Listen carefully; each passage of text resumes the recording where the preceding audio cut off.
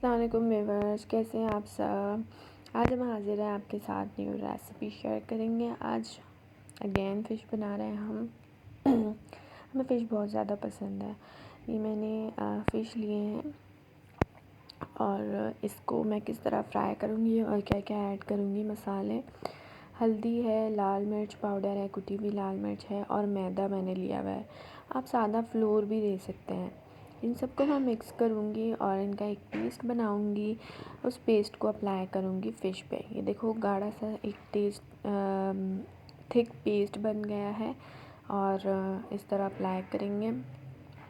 ये होता है कि सम टाइम आप जो है फ़िश में एक कोई मसाला ऐड करके लगा रहे हो।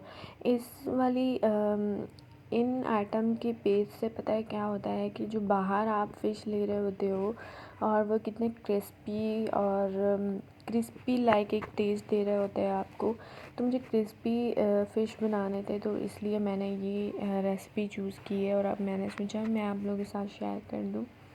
ये ज़रा कांटे मुझे चुभ रहे थे हैंड और मैं पहले ग्लव्स पहनना भूल गई थी, तो उसके बाद मैंने वेयर किया और भूल गई थी मैं कि जो है मसाले हैंड में अगर लग जाएं तो हैंड जल रहे होते हैं। बाज़ औक़ात मसाले में सेंसिटिविटी हो अगर स्किन में, तो मैंने ग्लव्स वेयर किए।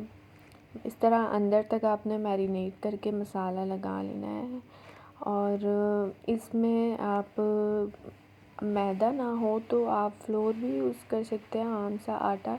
लेकिन उसमें ये होता है कि नरम हो जाते हैं बहुत जल्दी।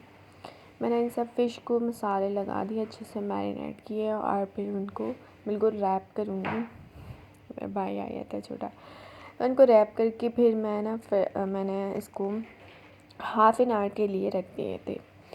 हाफ़ एन आवर, या आपको अगर अर्जेंट है तो आप 20 मिनट भी रख सकते हैं। मैंने रखे ही हैं अच्छे से ताकि मसाला इनमें लग सके।